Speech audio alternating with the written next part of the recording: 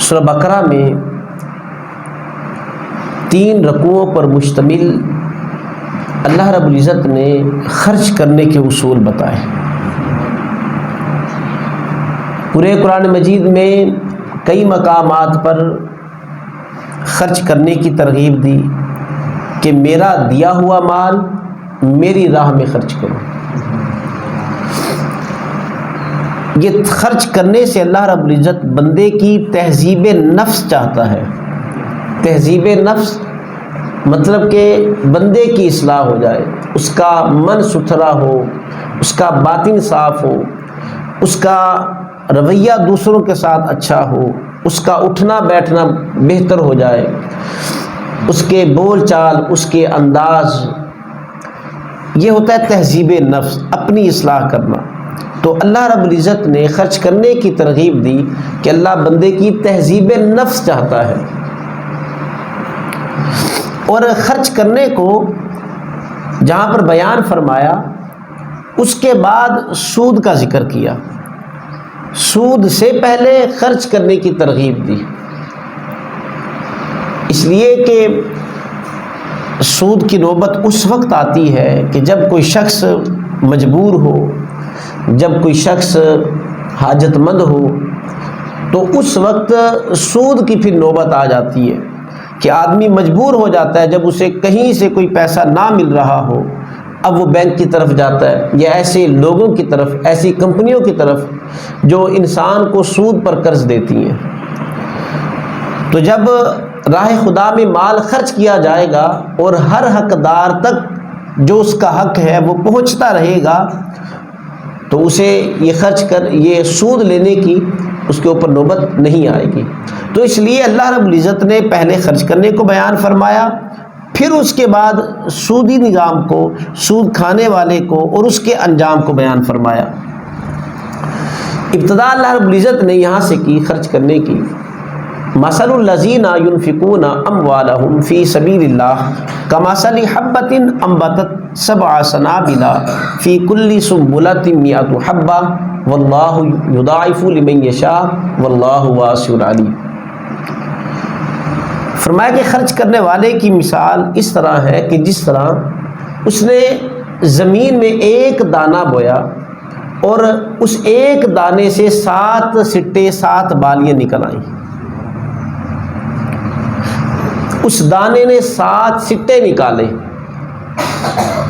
اور پھر ہر سٹے میں 100 دانہ، گویا کہ ایک خرچ کیا تو اللہ رب العزت اس بندے کو 700 عطا فرماتا ہے۔ اس پر پہلے بھی کئی مرتبہ گفتگو ہوئی، اور پھر یہ نہیں کہ صرف 700 ہی دے گا، بلکہ کہا واللہ یضاعف لمن یشاء، اللہ جس کے لیے چاہے گا اس میں اور بھی اضافہ کر دے گا۔ اور پھر آگے بیان فرمایا واللہ واسع علیم، اللہ وسعت والا ہے، وہ تنگ دل نہیں ہے، تم جتنا دو گے وہ تمہیں اس سے زیادہ عطا کرے گا، وسعت والا۔ واللہ واسع علیم، جو تم خرچ کرتے ہو اللہ اس کو جانتا بھی ہے، اس سے مخفی نہیں ہے، اس کو سب پتہ ہے، تو وہ اس کا اجر دنیا میں بھی عطا فرمائے گا اور آخرت میں بھی عطا فرمائے گا۔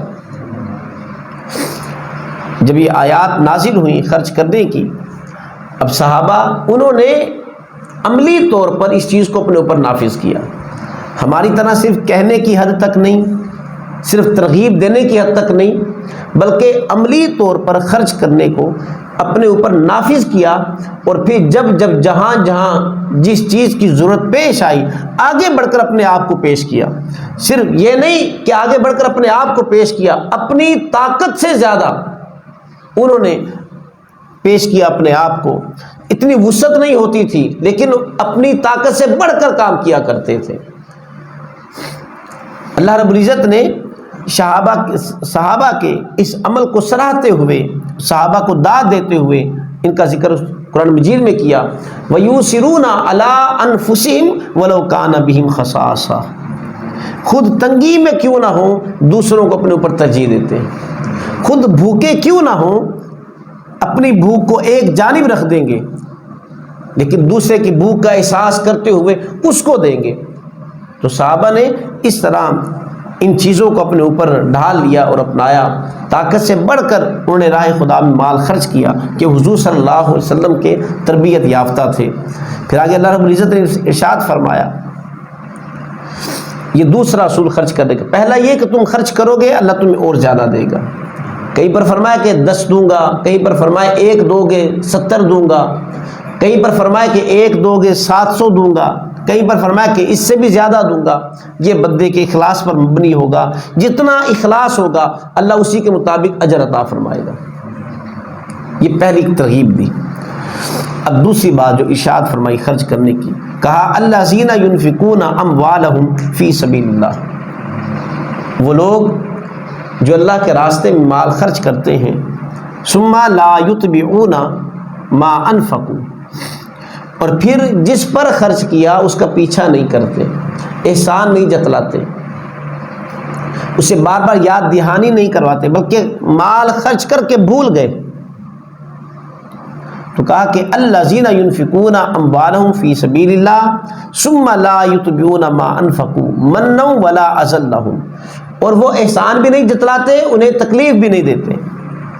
کیونکہ فقہاء نے لکھا ہے کہ جب تم کسی پر صدقہ کرو، کسی کو کچھ مال دو اللہ کے دیے ہوئے مال میں سے، اب اسے یہ بھی نہ کہو کہ سواری پر سوار ہو اور کوڑا نیچے گر جاتا ہے، اب اسے یہ بھی نہ کہو یار یہ کوڑا اٹھا کر دینا، کہیں اس کے دل میں یہ بات نہ آ جائے کہ مجھ پر خرچ کیا لہٰذا اب یہ مجھ سے کام کروانا چاہتا ہے، تو کہا اس کا پیچھا نہ کرو، اسے تکلیف نہ دو۔ جب یوں کرو گے اجرہم عند ربہم، تو اب ان کا اجر اللہ کی بارگاہ میں ہے۔ ولا خوف علیہم ولا هم یحزنون، نہ تو یہ خوف زدہ ہوں گے اور نہ ہی غمگین ہوں گے۔ اب یہ تو تھا مالداروں کے لیے کہ مالدار جو مال خرچ کرتے ہیں اللہ رب العزت انہیں 10 گنا دیتا ہے، اس سے بھی زیادہ دیتا ہے، اضافہ فرماتا ہے۔ اور پھر یہ کہ احسان نہیں جتلانا، تکلیف نہیں دینی، جس کو مال دیا اس کا پیچھا نہیں کرنا۔ اب مال خرچ کر دیا، اب یہ نہیں کہ اب وہ تمہارے کام کرتا پھرے اور اگر وہ انکار کر دے تو ناراض ہو جانا، کہنا کہ ایک تو تمہارے ساتھ نیکی کی، حسن سلوک کیا، اب یہ بھی کام نہیں کرتے۔ بھئی نیکی کی ہے اللہ کی خاطر کی ہے، اب یہ جو تم ذاتی کام کر رہے ہو یہ تم اس وجہ سے اس سے کروا رہے ہو کہ میں نے اس پر مال خرچ کیا، پھر وہ نیکی کا اجر ضائع ہو جاتا ہے۔ اب یہ تیسری بات یہاں پر ارشاد فرمائی کہ اگر کوئی ایسا شخص ہے کہ جس کے پاس خرچ کرنے کی طاقت نہیں ہے، وہ خود غریب آدمی ہے، وہ خود لاچار ہے، وہ خود مستحق ہے، اب اس کے لیے کہا قول معروف، وہ اچھی بات کہہ دے، وہ اچھی بات کہہ دے۔ حضور نبی اکرم صلی اللہ علیہ وسلم کے پاس صحابہ آئے، کہا یا رسول اللہ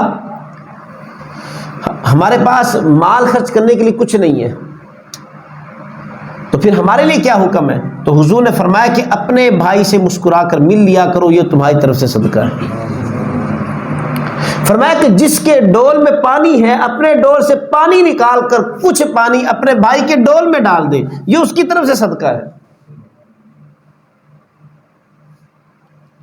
تو جو افراد خرچ نہیں کر سکتے لیکن نیتیں اچھی ہیں تو مسکرا کر مل لینا اپنے بھائی سے۔ اب یہ اسی وقت ہوگا جب دل میں نفرت نہیں ہوگی، جب دل میں قدورت نہیں ہوگی، جب حسد نہیں ہوگا، جب انسان ان رذائل اخلاق میں مبتلا نہیں ہوگا، تبھی تو وہ مسکرا کر ملے گا اور اپنے بھائی سے بات کرے گا۔ اور پھر ساتھ اگر ایسا صدقہ جس کو کرنے کے بعد انسان احسان جتلاتا ہے یا اذیت دیتا ہے تو اللہ نے فرمایا قول معروف و مغفرہ خیر من صدقۃ یتبعها عذاب، اچھی بات کہنا یہ اس صدقے سے بہتر ہے جو صدقہ دینے کے بعد احسان جتلایا جائے اور پریشان کیا جائے اور تکلیف دی جائے، یہ اس صدقے سے بہتر اچھی بات کہنا۔ تو ایسا صدقہ نہ کیا جائے۔ واللہ غنی حلیم، اللہ غنی ہے، بے پرواہ ہے، اسے تمہارے مالوں کی ضرورت نہیں ہے۔ تم اللہ کے نام پر مال دے رہے ہو اور پھر ساتھ احسان جتلا رہے ہو، تو اللہ نے کہا خبردار ایسا نہ کرنا۔ واللہ غنی، فرمایا کہ اللہ غنی ہے، اسے تمہارے مالوں کی محتاجی نہیں ہے، یہ اس کا کرم ہے کہ اس نے تمہیں دینے والا بنا دیا، یہ اس کا کرم ہے۔ اگر وہ نہ دیتا تو بندہ کیا کر لیتا؟ تو غنی کیا کس نے کیا؟ اللہ نے کیا. اور اللہ رب العزت اسی چیز کو قرآن مجید میں بیان فرماتا ہے. فرماتا ہے کہ وَمِمَّا رَزَقْنَاهُمْ يُنْفِقُونَ، جو ہم نے انہیں رزق دیا. اہل ایمان کی صفت کو یہاں پر بیان کیا ہے پہلے پارے کے شروع میں. جو ہم نے انہیں رزق دیا اس میں سے خرچ کرتے ہیں. بندہ یہ نہ سمجھے میرا بڑا کمال ہے، یہ نہ کہے کہ میں ایسا اور میں ایسا، یہ میری محنت ہے، میں نے عقلیں لڑائی ہیں، میں نے یہ محنت کی، میں ساری ساری رات جاگا، میں نے سارا دن مزدوری کی، اس وجہ سے یہ مال میرے پاس اکٹھا ہوا، اب میں کیوں اللہ کی راہ میں مال دوں. نہیں، تجھ سے زیادہ ہنرمند، سلیقہ شعار، تجھ سے زیادہ کام کا ہنر جاننے والے وہ بیچارے وہ گلیوں میں رول رہے ہیں، وہ ایک ایک روپے کو ترستے ہیں. تو اللہ نے تجھے یہ ہنر دے دیا، تجھے مال دیا، یہ اللہ کا تجھ پر کرم ہے. اب یہ اللہ کا حق ہے کہ اب تو اس کے دیے ہوئے مال میں سے اس کے لیے نکال. اچھا، کیا وہ اپنے لیے مانگتا ہے؟ کیا وہ یہ کہتا ہے ہاں جی مجھے دو؟ معاذ اللہ، کیا اللہ کو ہمارے مال کی محتاجی ہے؟ کیا اس نے کوئی جگہ جگہ باکس رکھے ہوئے ہیں کہ بھئی آجو بھئی اب اللہ کو تمہارے مال کی ضرورت ہے، اب اس میں پیسے ڈالتے جاؤ اور فرشتے آئیں معاذ اللہ اور اس کو کلیکشن کر کے اللہ کی بارگاہ میں لے جائیں؟ نہیں، ایسا نہیں ہے. بلکہ کیا ہے؟ کہا کہ جو تم نے میری راہ میں مال خرچ کرنا ہے وہ غریبوں کو دو. مخلوق اللہ کا کنبہ ہے. مخلوق جو زمینی جتنی یہ مخلوقات ہیں یہ سب کے سب اللہ کے کنبہ ہیں، اللہ کے خاندان ہیں. اور جو اللہ کے کنبے کے ساتھ حسن سلوک کرتا ہے اللہ رب العزت اس کے لیے آسانیاں پیدا فرماتا ہے. آپ کے اہل و عیال ہوں، آپ کے گھر والے ہوں اور آپ کے گھر والوں کے ساتھ کوئی حسن سلوک کرے، اہل و عیال کے ساتھ کوئی اچھے طریقے سے پیش آتا ہے تو آپ اس سے خوش ہو جائیں گے. بالکل اسی طرح جو انسان، یہ مخلوقات یہ اللہ کا کنبہ ہیں اور جو ان کے ساتھ حسن سلوک کرتا ہے اللہ اس سے راضی ہو جاتا ہے، اللہ اس سے خوش ہوتا ہے. تو کہا کہ وہ صدقہ کہ جس کو کرنے کے بعد انسان احسان نہیں جتلاتا، تکلیف نہیں دیتا، تو یہ صدقہ بہتر ہے. واللہ غنی حلیم، اللہ غنی ہے، وہ حلم والا ہے. اور پھر ساتھ اللہ نے یہ بھی بیان فرمایا یا ایھا الذین آمنوا لا تبطلوا صدقاتکم بالمن والعذا، اے ایمان والو صدقہ کرنے کے بعد احسان جتلا کر اور اذیت دے کر اپنے اجر کو ضائع نہ کرو، اپنے اجر کو ضائع نہ کرو. احسان جتلا دیا بھی، آج اس کو جاگ لگے ہی میری وجہ سے لگے ہیں، آج جو اتنا خوشحال ہے میری وجہ سے ہے، میں نے اس کو کام دیا تھا، اپنی دکان پر میں نے اسے رکھا تھا. کہا تم نے نیکی کی ہے اب احسان نہ جتلاؤ، اسے رسوا نہ کرو لوگوں کے سامنے، اسے اپنے عزیزوں کے سامنے رسوا نہ کرو.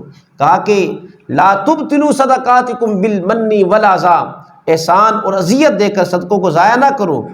اگر صدقوں کو ضائع کرو گے کالذی ینفق مالہ ریا الناس، یہ بندہ ایسے ہی ہوگا کہ جس نے لوگوں کو دکھانے کے لیے مال خرچ کیا، دکھاوے کے لیے مال خرچ کیا. جس طرح کہ آج موجودہ دور میں ہم لوگوں کی غربت کا اشتہار لگا دیتے ہیں، جب تک اخبار میں تصویر نہ آئے، جب تک سوشل میڈیا پر اپنی تصویر نہ ڈال دیں کہ میں نے یہ کام کیا ہے، اس وقت تک انسان کو دلی سکون حاصل نہیں ہوتا.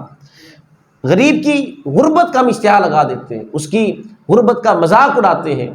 اور اب ہم اس سطح تک آپ پہنچے ہیں کہ 3 4 5 وزراء ہوتے ہیں اور ایک آٹے کا تھیلا ہوتا ہے، ایک راشن کا کارٹن ہوتا ہے اور ایک وہاں پر غریب کو کھڑا کر دیتے ہیں اور 5 6 وزیروں نے اس پر ہاتھ رکھا ہوتا ہے جو کہ چند ہزار کا راشن ہوتا ہے، اور پھر اس پر اپنی تصویر کھنچوا رہے ہوتے ہیں. شرم نہیں آتی؟ تمہیں اللہ نے اتنا مال دیا اور تم اس مال میں سے ایک کارٹن دے کر اور تم اس کی غریب کی غربت کا مذاق اڑا رہے ہو.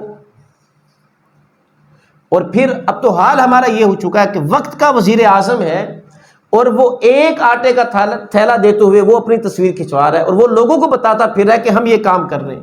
ہم نے قوم کو بھکاری بنا دیا، ہم نے قوم کو فقیر بنا دیا.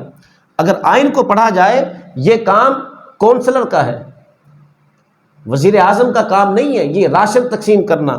اصل میں ہم اس سطح تک آپ پہنچے ہیں، اپنے آپ کو اتنا نیچے لے آئے، ملک کو اتنا نیچے کر دیا، قوم کو اتنا ہم نے دیوار کے ساتھ لگا دیا کہ اب منتخب ایک وزیر اعظم، وقت کا وزیر اعظم، اور وہ آٹے کا تھیلا وہ خود تقسیم کر رہا ہے۔ یہ کونسل کا کام ہے؟ تمہارے کام، تمہاری ذمہ داریاں، تمہارا منصب وہ بڑا ہے، اپنے منصب کے مطابق کام کرو۔ تم قوم کے لیے روزگار مہیا کرتے، یہ تمہارا کام ہے، تم قوم کے لیے آسانیاں مہیا کرتے، یہ نہیں کہ قوم کو لائن میں کھڑا کر کے بھکاری بنا دیا اور فقیر بنا دیا۔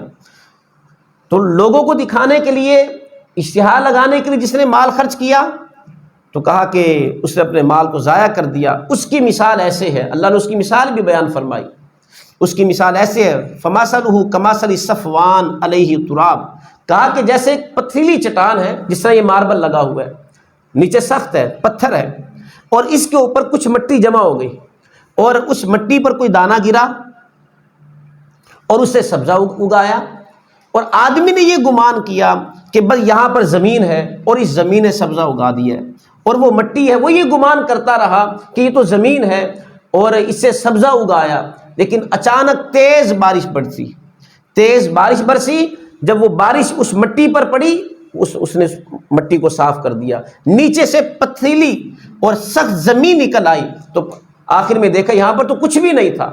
تو آدمی خرچ کرنے کے بعد جو ریاکاری کی نیت سے خرچ کرتا ہے، لوگوں کو دکھانے کے لیے خرچ کرتا ہے، وہ یہ سمجھتا رہا میرے نامہ اعمال میں بڑی نیکیاں ہیں۔ یہ مثال دے کر سمجھایا، جس طرح ہم نے پتھر کے اوپر مٹی دے کر گمان کیا یہ زمین ہے، اور یہ نہیں کہ تھوڑی سی مٹی، مطلب کہ ایک پہاڑ ہے، نیچے سارا پتھر ہے، اور اس پر ایک انچ، دو انچ مٹی کی تہ جمی ہوئی ہے، اور ہم یہ گمان کرتے رہے کہ یہ سارا کا سارا یہ زمین ہے، کچی زمین ہے، اس پر فصل لگے گی، فصل اگے گی، یہاں پر درخت لگ جائیں گے۔ تیز بارش آئی، اس بارش نے ساری مٹی کو صاف کر دیا۔ بندہ حیران پریشان کہ میں تو یہاں پر کام کرنے والا تھا، فصل لگانے والا تھا، نیچے تو پکی زمین ہے۔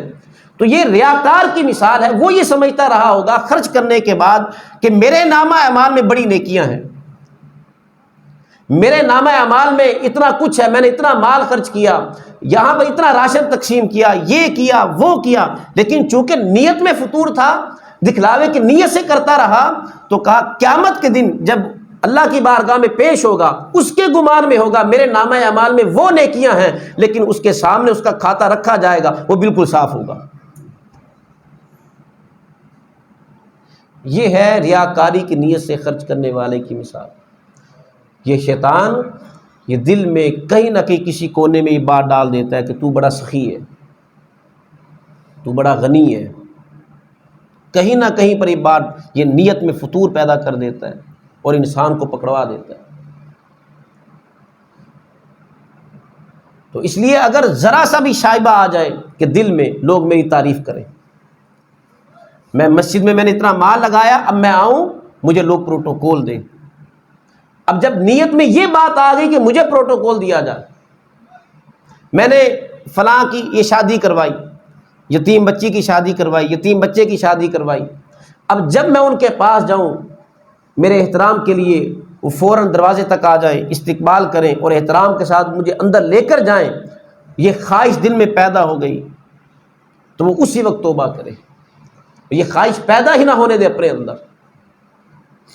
جس پر خرچ کیا، کہا کہ اگر تم سواری پر سوار ہو اور تمہارا کوڑا سواری سے نیچے گر گیا اور جس پر خرچ کیا تھا وہ صاحب وہاں پر کھڑا تھا، اب اسے یہ بھی نہ کہو کہ یار یہ کوڑا اٹھا کر دینا، کہیں اس کے دل میں یہ بات نہ آ جائے کہ اس نے مجھ پر مال خرچ کیا لہٰذا مجھ سے کام کروا رہا ہے۔ یہاں تک یہ اسلام جو ہے کتنا حساس ہے، اور انسانوں کی حساسیت کا اس نے کتنا خیال رکھا ہے، کسی کی عزت نفس مجروح نہ ہو۔ پھر ایک اور ضابطہ اللہ رب العزت نے یہ خرچ کرنے کا بیان فرمایا، واللہ بما تعملون بصیر، لوگوں کو کیوں دکھا رہے ہو، کیوں بتا رہے ہو کہ میں نے یہ خرچ کیا، میں نے یہ کام کیا، جو تم کچھ کرتے ہو اللہ اسے دیکھ رہا ہے۔ تو جب کرنا ہی اللہ کے لیے اور اللہ نے دیکھ لیا، اللہ کو تو پتہ ہے، وہ کائنات کے ذرے ذرے کو جانتا ہے، کوئی ذرہ کسی لمحے اس سے مخفی نہیں ہے، ہر وقت ہر چیز اس کی نگاہ میں ہے۔ ولا سینۃ ولا نوم، اسے اونگ نہیں آتی، اسے نیند نہیں آتی، وہ غافل نہیں ہے۔ تو دکھانا تو اس کے لیے، وہ کہہ رہا ہے واللہ بما تعملون بصیر، تم جو کام بھی کرتے ہو میری نگاہوں میں ہے۔ تو بس اللہ کے لیے کیا، بس اللہ سے اب اس کا اجر مانگنا چاہیے۔ خرچ کرنے کے بارے میں ایک اور چیز بیان فرمائی، فرمایا یا ایھا الذین آمنوا انفقوا من طیبات، ایمان والو خرچ کرو، پاکیزہ مال خرچ کرنا ہے۔ اب ایک تو یہاں پر یہ سوچ دی کہ رزق حلال کمانا ہے، رزق حلال ہوگا تو وہ خرچ کرے گا حلال، اگر کمایا ہی حرام ہے تو اب اس میں سے جو خرچ کرے گا وہ تو نیکی کا اجر ملے گا ہی نہیں۔ تو پہلی سوچ یہ پیدا کی انفقوا من طیبات، جو پاکیزہ ہیں وہ خرچ کرے۔ اور اس کی آقا علیہ الصلوۃ والسلام نے ایک مثال دے کر ہمیں سمجھایا جو حرام کماتے ہیں۔ آقا علیہ الصلوۃ والسلام نے فرمایا کہ ایک آدمی سفر کرتا ہوا وہ جاتا ہے، وہ بیت اللہ حاضری دیتا ہے، اور وہ وہاں پر جا کر کہتا ہے لبیک اللہم لبیک، تو ایک ندا آتی ہے لا لبیک لا سعدیک، تیری کوئی حاضری نہیں ہے اور تیرے لیے کوئی خوشخبری نہیں ہے۔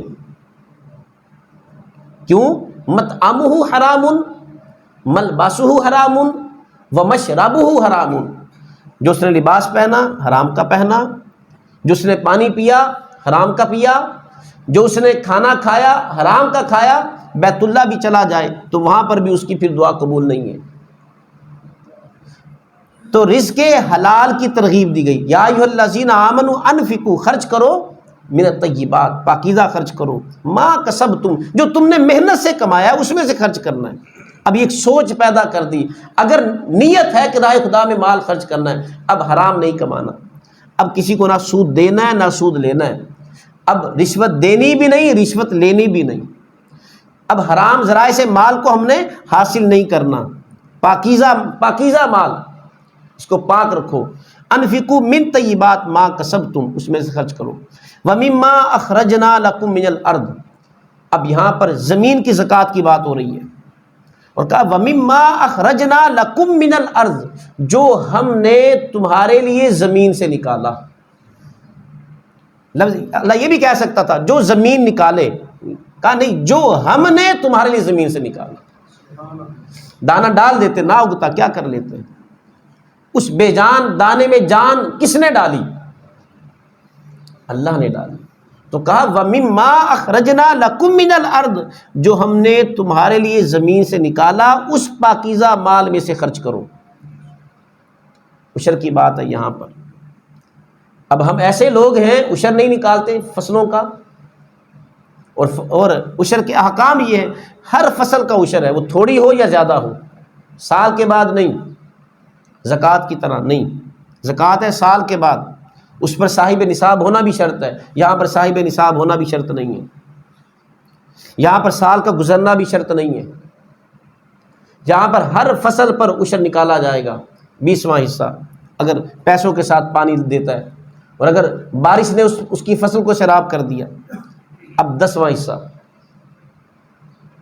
20واں حصہ دے گا 1,00,000 روپے میں سے 5,000، 10واں حصہ دے گا 10,000، سیدھا سیدھا حساب ہے۔ تو کہا کہ جو ہم نے تمہارے لیے زمین میں سے نکالا اس میں سے تم خرچ کرو۔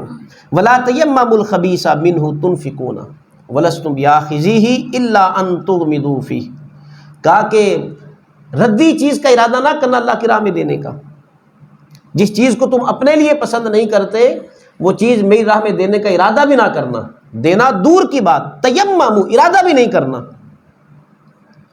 اب اکثر ہمارے ہاں ایسا ہوتا ہے جب چیز بالکل ناکارہ ہو گئی اب راہ خدا میں دے دی جائے، جب کسی کام کی نہ رہی اب اس کو دے دی جائے، چلو کچھ کام کاج کی تو ہوتی نا، اس کے بھی کوئی کام آ جاتی۔ جو لباس ہم نے دیا کم از کم اتنا لباس تو ہوتا کہ وہ بھی 4-6 مہینے اس کو پہن لیتا، جو اس کو کھانے کو ہم نے کچھ گندم دی وہ بھی اس قابل ہوتی کہ اس کو پسوا کر وہ بھی اپنے گھر میں روٹی کھا سکتا۔ بالکل ناکارہ اور بالکل خراب ہو چکی، استعمال کے قابل نہ رہی، تو کہا کہ وہ چیز دینے کا ارادہ نہ کرنا۔ جیسے پیر پٹھان رحمت اللہ علیہ، اللہ کے نیک کامل صالح بندے گزرے ہیں، ان کے پاس ایک شخص آیا، اس نے کہا جی آپ سے ملنے آیا ہوں اور بڑی دور سے آپ سے ملنے آیا ہوں۔ تو کہا ٹھیک ہے بیٹا بیٹھ جاؤ، بیٹھا رہا۔ اب وہ جب جانے لگا کہا کہ حضرت مجھے کوئی نصیحت کر دیں۔ اب اللہ والے ہوتے ہیں، سمجھ جاتے ہیں بندہ کیسا ہے کیسا نہیں ہے، اسی کے مطابق وہ نصیحت کرتے ہیں۔ اتقوا فراست المؤمن فإنہ ینظر بنور اللہ، مومن کی فراست سے ڈرو، یہ اللہ کے نور سے دیکھتا ہے۔ دل میں کیا بات چل رہی ہے اللہ انہیں یہ طاقت عطا کر دیتا ہے، یہ سمجھ جاتے ہیں، اسی کے مطابق اب یہ فیصلہ کرتے ہیں۔ اس نے کہا جی مجھے کوئی نصیحت کر دیں۔ آپ نے کہا کہ اگر اللہ کو اپنے سے بہتر نہ سمجھ سکوں، اپنے جیسا سمجھ لینا۔ اب جواب تو نہیں دیا لیکن دل ہی دل میں کڑتا رہا، یہ کون سی نصیحت کر دی ہے؟ ہر بندہ ہی اللہ کو اپنے سے بہتر سمجھتا ہے، اور یہ کہہ رہے ہیں کہ بہتر نہ سمجھ سکو، اپنے جیسا سمجھ لینا۔ اب وہ بھی صاحب نظر تھے، اب یہ جانا چاہ رہا تھا کہ رک جاؤ رات میرے پاس رہنا، اب تربیت کر کے بھیجنا ہے، اصلاح کر کے بھیجنا ہے، یہ نہیں کہ وہ سوالوں کا جھمگٹا اٹھا کر یہاں سے چلا جائے اور پھر اسی بات میں پھرتا رہے۔ یہ کیسی نصیحت تھی؟ کہا رات میرے پاس رہو، کل چلے جانا۔ اب رات رہا، صبح کے وقت حضرت صاحب نے خادم کے ہاتھ کھانا بھیج دیا، اعلیٰ قسم کا کھانا تھا، اس میں انڈے ہیں، پراٹھے ہیں، مکھن ہے، دہی ہے، اور ساتھ شام کی جو روٹی تھی وہ بھی بھیج دی، اور شام کی جو ٹھنڈی دال تھی وہ بھی بھیج دی۔ اب خادم جب وہ تشت لے کر سامنے آیا، جی یہ آپ کے ناشتہ ہے، اب ناشتہ کرنے لگتا ہے، وہ حجرے بنے ہوئے ہوتے ہیں، باہر سے ایک فقیر کی آواز ہے، اس نے کہا بھوکا ہوں، کچھ کھانے کو مجھے بھی دے دو۔ کپڑا اٹھا کر دیکھا، 2 کھانے ہیں الگ الگ قسم کے، کہا کہ اتنا تو میں کھا نہیں سکتا، چلو یہ دال روٹی فقیر کو دے دوں۔ اب دال روٹی فقیر کو دے دی اور خود پراٹھے اور مکھن اور دہی کھا گیا۔ پھر حضرت صاحب کی بارگاہ میں پہنچا، کہا جی آپ نے کہا تھا رات میرے پاس رہنی ہے، جی رات رہ لیا، اب مجھے اجازت دیں۔ اب جب جانے لگا انہوں نے پھر کہا میری کل والی نصیحت یاد ہے؟ اب کل تک تو یہ ضبط کر کے بیٹھا رہا، اب ضبط نہ رہا۔ کہا جی آپ مجھے کیا نصیحت کر رہے ہیں؟ یہ کوئی نصیحت کرنے والی ہے کہ اللہ کو اپنے سے بہتر نہ سمجھ سکو، اپنے جیسا سمجھ لینا؟ ہر بندہ ہی اللہ کو اپنے سے بہتر سمجھتا ہے۔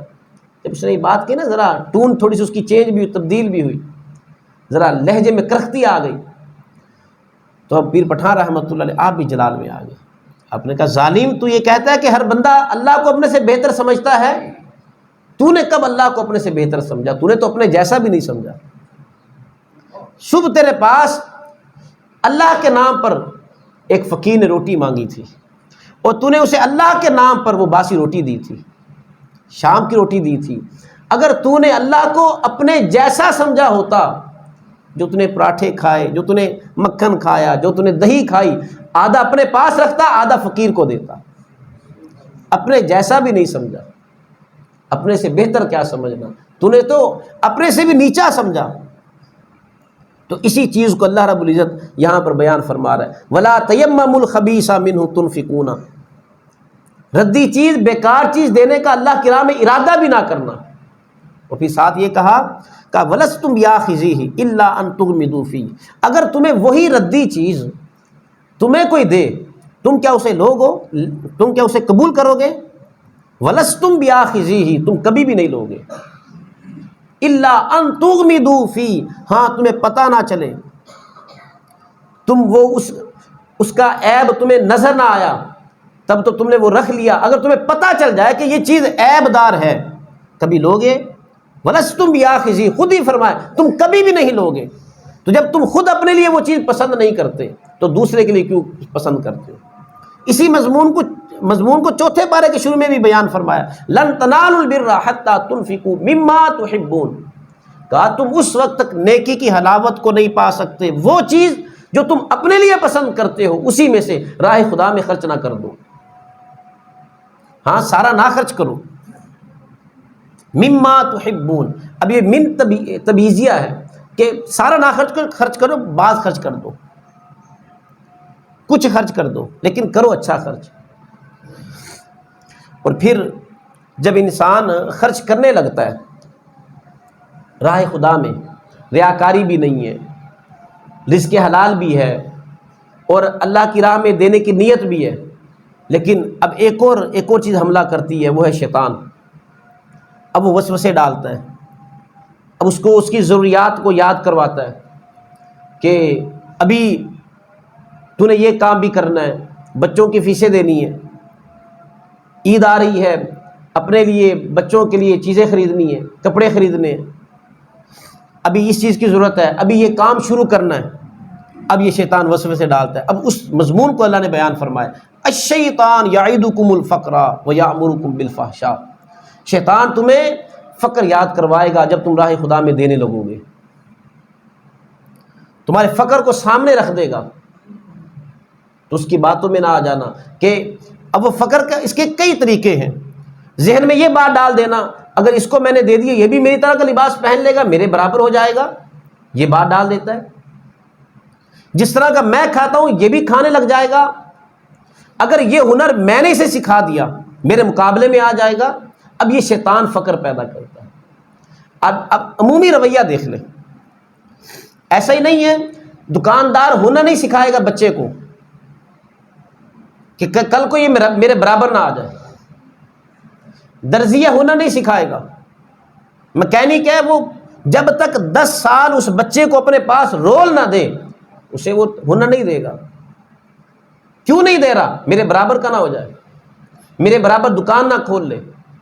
یہ ہے الشیطان یعدکم الفقر، شیطان تمہارے دلوں میں یہ فقر کی باتیں ڈالتا ہے، جب تم خرچ کرنے لگو گے تمہاری ضروریات کو یاد کروا دے گا۔ اب دیکھیں وہ کیسا شاطر ہے، نیک کام میں خرچ کرو گے وہ تمہیں وسوسے ڈالے گا کہ ابھی یہ کام کرنا ہے، یہ کاروبار شروع کرنا ہے۔ اگر تو نے اپنی بہن کو گھر بنوا دیا اتنے لاکھ روپے چلے جائیں گے، اتنے لاکھ کا تو یہ کام کر سکتا ہے۔ اگر تو نے فلاں کی شادی کروا دی، تجھے اتنے پیسوں کی ضرورت ہے، کل کو تو کیا کرے گا، یہ فقر یاد کرواتا ہے۔ لیکن یہ ایسا بدماش آدمی ہے، ایسا بدماش ہے یہ شیطان، جب برائی پر خرچ کرنے لگے کبھی بھی یہ بات یاد نہیں کروائے گا۔ آپ نے دیکھا نہیں ہے کہ عیاشیوں پر لوگ پیسے اڑا رہے ہوتے ہیں، کبھی بات نہیں آئے گی دل میں کہ یار اتنے پیسے میں نے خرچ کر دیے۔ وہ 1000 کی دتھی وہ سیدھی پھینکتا ہے، 50 کیا 5000 وہ سیدھا پھینکتا ہے، 100 کے ہے وہ 15000 سیدھے کسی ایک لمحے میں پھینک دیتا ہے، کبھی یاد نہیں کروائے گا، کبھی فقر کو نہیں یاد کروائے گا۔ نیکی کی راہ میں خرچ کرنے لگیں گے، 10 روپے بھی دینے لگیں گے یاد کروائے گا، سوچ سمجھ کر دینا 10 روپے بھی دے رہے ہو۔ اور اللہ فرماتا ہے واللہ یعدکم مغفرہ، اللہ تمہیں مغفرت کا وعدہ دیتا ہے۔ اللہ کے وعدے پر یقین نہیں ہے، شیطان کے وعدے پر یقین ہے، اس کے وسوسے پر ہم یقین کر لیتے ہیں۔ اللہ کہہ رہا ہے کہ میں تمہیں مغفرت کا وعدہ دیتا ہوں، نہ صرف تمہاری بخشش کر دوں گا، وفضلا، تمہیں اپنے فضل سے عطا بھی کروں گا، اپنے فضل سے دوں گا بھی۔ جب یہ آیت نازل ہوئی من ذا الذی یقرض اللہ قرضا حسنا، کون ہے جو راہ خدا میں خرچ کرے، اللہ کو قرض حسنہ دے۔ قرض حسنہ کیا ہے؟ 1 2 بدلے میں اللہ 10 دے دے، یہ قرض حسنہ۔ بدلے میں اللہ 70 دے دے، بدلے میں اللہ 700 دے دے، وہ اس سے بھی زیادہ دے دے، یہ قرض حسنہ ہے۔ جب یہ آیت نازل ہوئی حضرت ابو درداء نے اس آیت کو سنا، دوڑتے ہوئے حضور کے پاس آ گئے، کہا یا رسول اللہ نے ہم سے قرض مانگا ہے؟ فرمایا کہ ہاں اللہ نے قرض مانگا ہے۔ اب دیکھیں اس کو ضرورت ہے ہمارے قرض کی، وہ جو دیتا ہے ہمیں اسے ہمارے قرض کی کہاں پر ضرورت ہے، وہ تو عطا کرنے والا ہے۔ کہا اللہ نے قرض مانگا ہے؟ فرمایا کہ ہاں اللہ نے قرض مانگا ہے۔ وہ ایمان کیسا تھا اور وہ کتنی ایمان پر مضبوطی تھی۔ کہا یا رسول اللہ میرا ایک باغ ہے، اس میں 700 کھجور کے درخت ہیں، وہ کل کائنات وہ باغ تھا، 700 وہ کھجوروں کے درخت ہیں، یا رسول اللہ وہ میں نے اللہ کو دے دیے۔ اب اسی باغ میں وہ چھوٹا سا گھر بنایا ہوا تھا، تو اب باغ تو اللہ کو دے دیا، باغ میں داخل نہیں ہوئے، دیوار کے پاس کھڑے ہو گئے، اپنی بیوی کو آواز دی او ام درداء جلدی سے آؤ، جو سامان سمیٹو۔ انہوں نے کہا کیا ہوا؟ کہا یہ باغ اللہ کو دے دیا۔ اب وہ جلدی جلدی سامان سمیٹتی ہیں، اور سامان سمیٹتے ہوئے باہر نکلتے ہوئے کہتی ہیں ابو درداء تو نے کتنا اچھا سودا کیا ہے۔ یہ حضور کی تربیت یافتہ تھی۔ واللہ یعدکم مغفرۃ منہ وفضلا، اللہ تمہیں مغفرت کا اور فضل کا وعدہ دیتا ہے۔ شیطان تمہیں فقر کا وعدہ دیتا ہے، اس کی باتوں میں نہ آ جانا۔ اب یہ عشر ہے، عید الفطر سے پہلے ادا کرنا ہوتا ہے، ایک تو یہ کہ جو روزے ہم نے جو اس میں کوئی کمی کوتاہی ہو گئی یہ اس کی طرف سے کچھ فدیہ ہو جاتا ہے، اور دوسرا یہ خوشی کا موقع ہوتا ہے، عید ہے، تو چلو ہماری طرف سے جب یہ اشر نکلے گا، وہ لوگ جن کے پاس پہننے کے لباس نہیں، کھانے کے لیے کچھ نہیں ہے، چلو ان کے لیے کچھ مدد ہو جائے گی، راشن پانی نہیں ہے، ان کے گھر میں عید کے دن اچھے کھانے پک جائیں گے، یہ اس کا یہ مقصد ہوتا ہے۔ اب لوگ پھر پوچھتے رہتے ہیں کہ یار یہ کتنا دینا ہے؟ کہا جی 250 روپے یا 320 ہے، اتنا زیادہ ہو گیا، کم نہیں کچھ ہو سکتا؟ 20 سال کے بعد دینا ہے، اور یہ ہر فرد کی طرف سے دینا ہے۔ گھر میں چھوٹا بچہ ہے، بالغ ہے نابالغ ہے، دودھ پیتا بچہ ہے، اگر کوئی مہمان آیا اور اس کے گھر والوں نے ابھی تک اشر نہیں دی اس بچے کی طرف سے جو گھر میں مہمان ہے، اس کی طرف سے بھی یہ اشر دیا جائے گا، یہ فطرانہ۔ تو یہ سب کی طرف یہ فطرانہ، تو تاکہ غرباء کی مدد ہو جائے۔ وہ ایک صاحب اس کا فون آیا، یہ مسئلہ پوچھنے لگے، کہا کہ میں روزے نہیں رکھ سکتا، کہ شوگر کا مریض ہوں اور زیادہ دیر تک میں رہ نہیں سکتا، اور واقعی ان کو شوگر بھی تھی اور باقی سنجیدہ مسئلہ تھا، تو اب اس کا کیا ہے؟ میں نے کہا جی آپ اس کا فدیہ دے دیں۔ کہا کتنا فدیہ؟ میں کہا جو آپ جو گھر میں کھانا کھاتے ہیں 2 ٹائم کا کھانا کسی غریب کو کھلا دیں، اس کو روزے رکھوا دیں۔ تو کہا کتنا بنتا ہے؟ میں نے کہا نارمل جو جتنی مہنگائی ہے آج کے دور میں، ایک وقت کا کھانا کم از کم 250 روپے، اگر درمیانہ ہو، اعلیٰ درجے کا ہو تو 1000 1200 2000 تک پہنچ جائے گا۔ عام نارمل کھانا جس میں چائے بھی ہو، یہ ساری چیزیں ہو، تو وہ کم از کم ہے 250 روپے، تو ایک دن کا 500 روپیہ ہو گیا۔ اب وہ مجھے کہنے لگے کہ میں تے 50 روپے دے لینا، تو ایک روٹی ہوندی ہے 80 روپے کل بنتے ہیں، تو میرا تو 150 روپے کا کام سر جائے گا۔ تو بھائی آپ اپنا دیکھ رہے ہیں، آپ درمیانے درجے کے کھانے کو دیکھیں، خود کیا کھاتے ہیں، آپ تو دوائیاں بھی کھاتے ہیں، آپ وہ ڈاکٹر نے جو آپ کو کہا کہ آپ نے یہ غذا کھانی ہے، یہ غذا کھانی ہے، آپ تو وہ بھی کھاتے ہوں گے، تو آپ وہ اس کا حساب نہ لگائیں نا، جو آپ پھل فروٹ کھاتے پھر اس کا حساب لگا دیں۔ تو راہ خدا میں دیتے ہوئے پتہ نہیں یہ سوچیں ہمارے اندر کہاں سے آ جاتی ہیں۔ تو کہا کہ اللہ تمہیں مغفرت اور فضل کا وعدہ دیتا ہے، اور پھر کہا یؤتی الحکمۃ من یشاء، یہ حکمت کی باتیں ہیں، ہر ایک کو سمجھ نہیں آتی، آجے باجے بات دل میں آ جائے، نہ آئے تو نہ آئے صحیح۔ وَمَن یؤت الحکمۃ فقد اوتی خیرا کثیرا، اور جسے حکمت عطا کر دی گئی اسے خیر کثیر عطا کر دیا گیا۔ اور پھر ایک اور منظر کو یہاں پر بیان فرمایا کہ بعض ایسے لوگ ہیں سفید پوش لوگ، ان کا بھی ذکر کیا۔ ایک تو ہے نا جو مانگتے ہیں، اب وہ تو ٹھیک ہے، وہ تو گاڑیاں بھی خرید لیتے ہیں۔ وہ میں ایک سوشل میڈیا پر ویڈیو دیکھ رہا تھا کہ یہ جھگیاں بنی ہوئی تھیں، خیمے لگے ہوئے تھے جس طرح مانگنے والوں کے ہوتے ہیں، اور ایک اسپیشل جھگی بنی ہوئی تھی، اور کرولا کار اس کے اندر جا کر وہ کھڑی کر رہا تھا، اور اس پر لکھا ہوا تھا 10 روپے سے لی گئی کار۔ تو وہ تو گاڑیاں بھی بنا لیتے ہیں، وہ تو ایک بیکاری ہے کہ ان کا پیشہ ہے ان کا یہ۔ کچھ سفید پوش ہوتے ہیں جو لوگوں کے سامنے ہاتھ نہیں پھیلاتے، اپنی غربت کا رونا نہیں روتے۔ اب ان کا ذکر اللہ رب العزت نے یہاں پر کیا ہے، کیسے اسلام ہماری تربیت کرتا ہے۔ کہا کہ للفقراء الذین احصروا فی سبیل اللہ، کچھ فقراء ہیں، سفید پوش ہیں جو اللہ کے راستے میں رکے ہوئے ہیں، لا یستطیعون ضربا فی الارض۔ اب یہاں پر تو بات ہو رہی ہے ان طلباء کی جو علم کے حصول کے لیے کہیں پر جاتے ہیں، اور ظاہر علم حاصل کرنا ہے، وہ کام کاج کے لیے وہ سفر بھی نہیں کرتے۔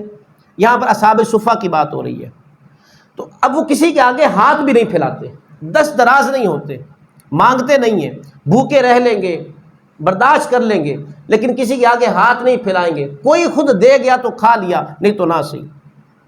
اب ان کی بات ہوئی سفید پوش طبقے کی، یحسبہم الجاہل اغنیاء من التعفف، ان کا لباس صاف ستھرا ہے، کیونکہ ان کا پیشہ نہیں ہے مانگنا لوگوں سے، وہ بھکاری نہیں ہے، ان کا لباس صاف ستھرا ہے، ظاہری طور پر وہ اچھے کھاتے پیتے لگتے ہیں، لیکن کیا ہے ان کے پاس کھانے کے لیے گھر میں روٹی نہیں ہوتی، اور وہ لوگوں کے سامنے ہاتھ نہیں پھیلاتے. تو اللہ نے کہا یحسبہم الجاہل اغنیاء من التعفف، ان کا جو سفید لباس، صاف ستھرا لباس دیکھ کر جاہل لوگ یہ گمان کرتے ہیں شاید یہ مالدار ہے، حالانکہ اپنی عزت نفس کا بھرم رکھتے ہوئے وہ لوگوں کے آگے دست دراز نہیں ہوتے، سوال نہیں کرتے. کہا ان کا خیال رکھنا ہے. تعریفہم بسیماہم، ان کے چہرے سے تم انہیں پہچانو، یہ بندہ حاجت مند ہے. میرا سگا بھائی ہے اور وہ حاجت مند ہے، قبل اس سے کہ اس کی حاجت زبان پر آئے، مجھے جب جیسے فوراً پتہ چل جائے اس کی حاجت زبان پر آنے سے پہلے مجھ پر لازم ہے میں اس کی مدد کر دوں. تعریفون بسیماہم، ان کے چہروں سے تم انہیں پہچانو. اب لوگ کہتے ہیں سفید پوش وہ کہاں پر ہمیں ملیں گے؟ آپ باہر نکلے تو صحیح نا، آپ کو نظر آ جائیں گے. آپ اس گارڈ کو دیکھیں جو کسی کمپنی کے آفس کے باہر کھڑا ہوا ہے، جو کسی بینک کے آگے کھڑا ہوا ہے، وہ سفید پوش ہے. آپ کی گلی میں محنت کرتا ہوا بوڑھا بابا جو غبارے بیچ رہا ہے، مانگتا نہیں ہے، سفید پوش ہے. گھر میں کام کرنے والی خاتون وہ سفید پوش ہے. موٹر سائیکل پر وہ ڈلیوری بوائے وہ پیزا دیتا ہوا، اور جس کی 4 5 بہنیں ہیں وہ خود اکیلا کفیل ہے، سفید پوش ہے، محنت کر رہا ہے.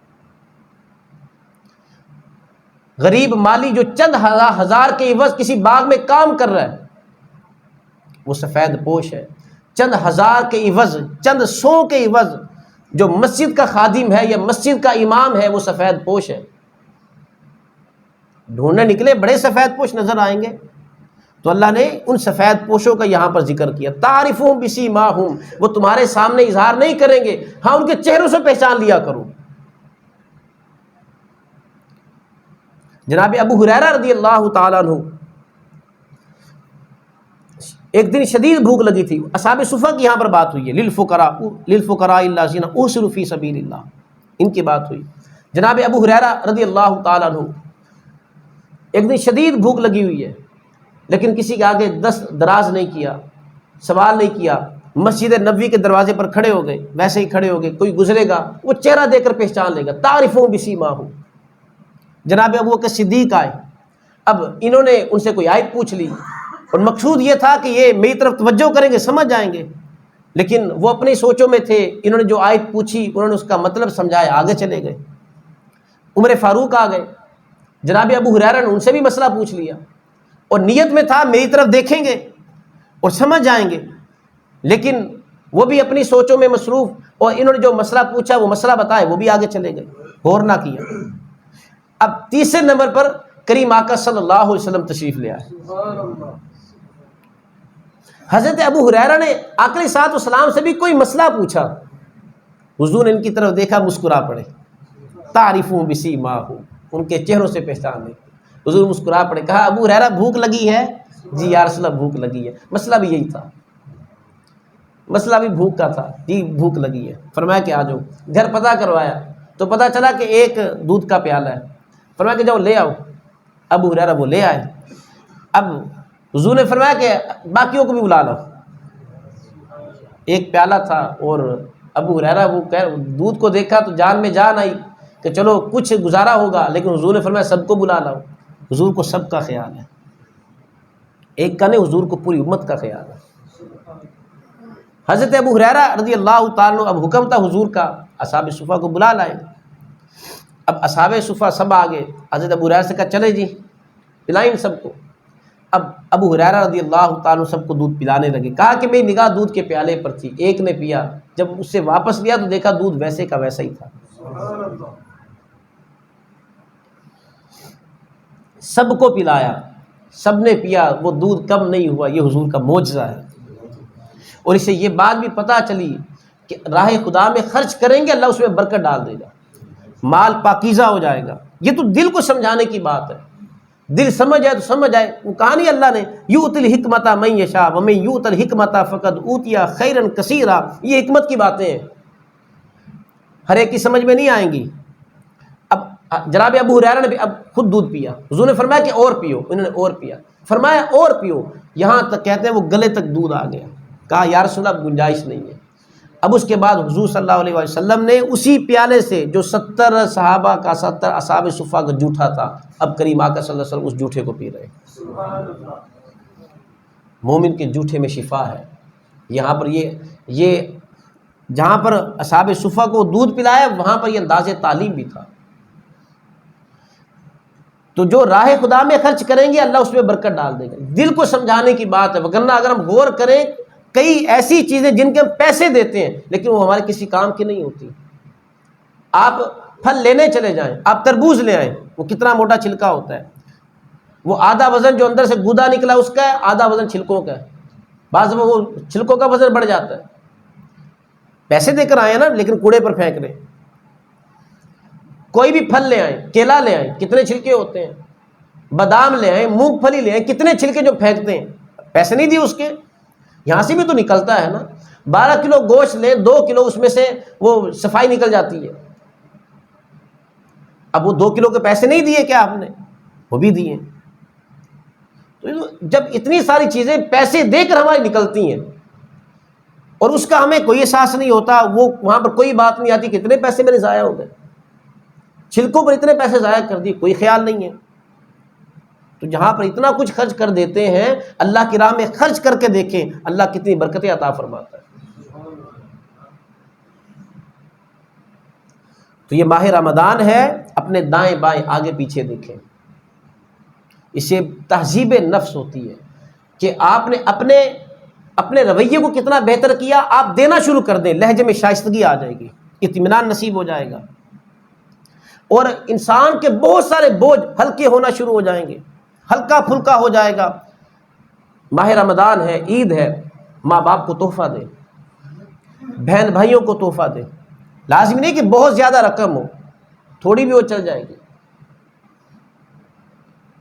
لازمی نہیں کوئی 10,000 20,000 والا سوٹ ہو، 2,000 کا بھی چل جائے گا، 1,500 کا جو اچھا سوٹ ہے وہ بھی چل جائے گا، وہ بہن بھائیوں کو دیں، ماں باپ کو دیں، رشتہ داروں میں جو مستحق ہے اور اس کے پاس اتنی طاقت نہیں ہے کہ وہ عید کے موقع پر اپنے بچوں کے لیے نیا لباس لے سکیں، ان رشتہ داروں کو جا کر دے کر آئیں، اپنے آپ کو ہلکا پھلکا محسوس کرنا شروع کر دیں گے، اطمینان آ جائے گا، انسان کا اندر پرسکون ہو جائے گا، بہت سارے معاملات جو اٹکے ہوئے ہیں خود بخود وہ سیدھے ہونا شروع ہو جائیں گے، صرف دینا شروع کر دیں، مال میں پاکیزگی آ جائے گی، مال وہی 100 روپیہ وہ 1000 کے برابر ہو جائے گا۔ اللہ رب العزت ہم سب کو عمل کی توفیق عطا فرمائے۔ وصلی اللہ تعالی علی حبیبہ محمد وآلہ وصحبہ اجمعین۔